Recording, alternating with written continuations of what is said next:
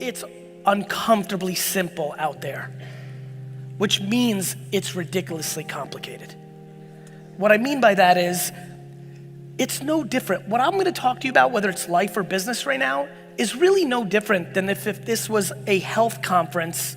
I would come and they would say, how do we get healthier? And I would stand up here and I would say, I'd like you to eat better and I'd like you to exercise every day. And I would say, thank you very much, and I'm out. That's actually the answer. But we don't wanna hear it. We'd rather buy $29 fucking apple vinegar shit. We'd rather buy some fucking thing that fucking tightens your waist, and performance enhancement drugs, and fucking ass implants, and all this other shit. The reality is it's super simple. If for some way, through a joke or an analogy or a conversation here today or an answer to a question, I can get you to start the process of genuinely being able to handle judgment because you finally are exhausted of living your life based on other people's opinions, including Stranger Pants 96 and your mom, those two extremes. And listen, I know, how many of you here consume my content? Thank you. So for the ones that do, you know, my example is the anonymous comment from Sally Pants 49 or Rick Face or Jumpman 36. So it's the two extremes. It's you don't do things because somebody says you're ugly or you're stupid in a comment and you have no idea who they are and they're hiding between an avatar and some bullshit name over here, all the way to your mom. That's what I spend all my time on. From this person to that person, why is that dictating you? This one makes a lot of sense to me. Ironically, that one makes a lot of sense to me. You all went through high school. You all lived life trying to do shit to impress other people. And we still do it at scale. The only thing, listen, I'm not out here living my life trying to convince people how to make money like me, because making money is a talent, like singing and playing sports. Some people are better at it than others. Can it be taught? Of course it can be taught. You can always be better at something than you were at a starting point. I can be better at dancing and singing and basketball, but I'm not fucking gonna be LeBron or Beyonce. Do I think people can go from the kind of person that can have a $40,000 a year business to a $3 million a year business? Yes, I do. Do I think the person that has the natural skill of a $40,000 a year business can make 45 million a year? No, I do not. Do I think that we completely need to recalibrate our relationship with what success looks like? Yes, I do. Like, we're out here talking about making $1 million a year as the entry point to balling when the 1% of Americans, top earners, start at $440,000 a year. If you make $440,000 a year in here, you are in the 1% earners in America, one of the richest countries in the world.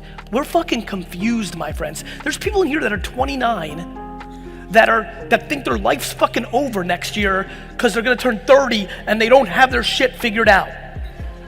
There's fucking 88-year-olds running around Jersey that haven't fucking figured out their life. I don't know what miraculous situation of my parents having sex at the right moment, me being born in the Soviet Union, me growing up in Edison and working in a liquor store in Springfield, but I'm telling you right now, whatever those dynamics were, I sit here back home with an amazing amount of gratitude to my perspective. Forget about anything else I've got going on.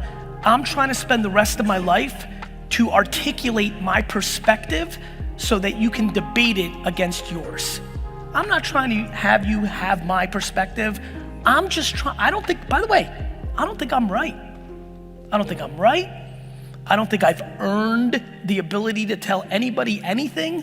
I think if I disappear tomorrow on some tragic accident, I trend on Twitter for a half a day and then everybody moves on with their lives. Like, I get it, but I'm telling you, if you're fucking here today, please hear me.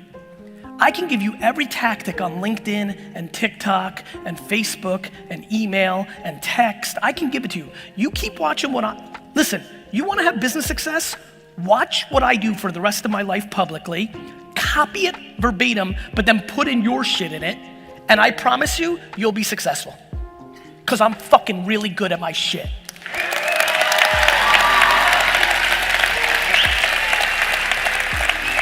That, my friends, is not the interesting part. The interesting part is, why can I do what I do? Why am I not scared to make content on TikTok when it's all teenage people, right? Why am I willing to spend a ton of time having a ton of different shit going on, and if something fails, I don't give a fuck?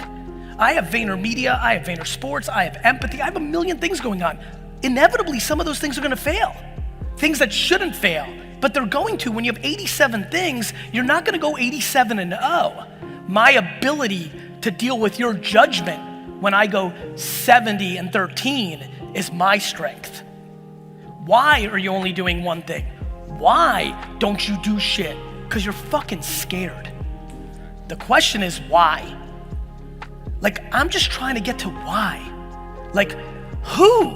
Like, who's gonna cast judgment? My friends, every person here that's not 100% happy, including myself, is not doing something because of judgment of somebody else. 100. That's the fucking game.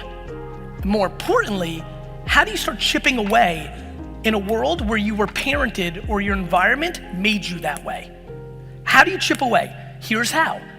You storytell. That is the responsibility and almost the way I feel I live. I have figured out over the last decade or two, really actually half decade to a decade, I have gift for gab. Same reason I could sell, same reason, I'm a good storyteller. So I'm gonna give you stories. Why do I put out those analogies, those clips saying the same shit? Because there's only 15 truths. I just have to say them a million different ways to catch you at the right time with the right slang on the right platform at the right moment. I appreciate you too. I appreciate you too. You know how in high school you were worried about your zit? And fuck, I used to be scared as shit when I had a zit. I was like, fuck, I don't wanna go to fucking school. What I learned through life was nobody gave a fuck about my zit. They were worried about their zit. Why do I tell that story? Because right now, people here are in debt or can't do something because they're just staying above ground, but that's because they bought a house that was too expensive, not using rooms in that house, and they don't have the humility to sell that house and go back to rent because they don't want their friend from high school or their grandma to judge them because we manifested that you have to own a home. And if you did, and now you're not just staying above water and you sold that home and moved into a shittier neighborhood or a smaller house or rented, now your actual life can open up. But no, the ideology of owning a home and the inability to take a step backwards to take 3 steps forward is gonna make you unhappy till the end. Come on, Gary. Yes.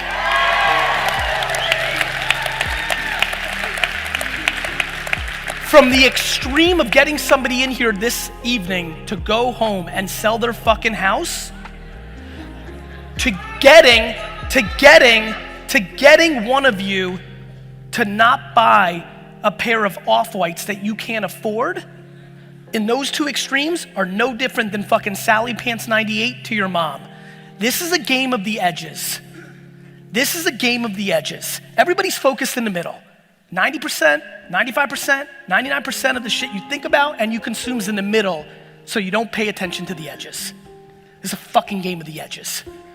Once you get your relationship down with the 7 fucking people that matter the most in your life and actually get to the place of saying, I love you, but fuck you. And once you get to that same relationship over here, which is super simple, I'm not sure I even know you, and fuck you.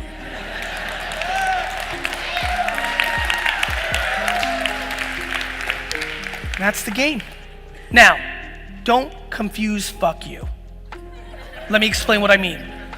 I roll with empathy and compassion and sympathy. This isn't fuck you for hate. This is I'm not willing to live my life under your judgment of what life is.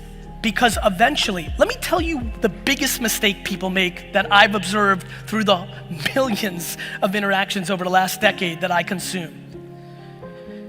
There are people right now that are living their life still in their 40s and 50s based on the opinion of their parents. They think they're doing the right thing because they fucking actually love their parents. I get it. I love my parents so uncomfortably much, it scares me. But they live it because they're appeasing lawyer, 2 kids, living in this area, doing this job, don't take risks because we told you not to. We came from a generation that didn't, so you're doing that. Or I was once an entrepreneur and fucked it up, and so we were scared, so now you don't do that. They live for their parents. They think it's good because everything's good because you're doing what your parents want. You feel like it's good. And then life keeps going. And then what starts happening is they start to resent their parents. Because now they're popping to their 50th birthday, their 60th birthday, their 65th birthday. They get a health scare and they're like, fuck, I'm not doing what I want to be doing. My friends, until our society, and this country especially, redefines success in being happy, not being rich, everybody will continue to go down the path that we're seeing in our society of depression, anxiety, drugs.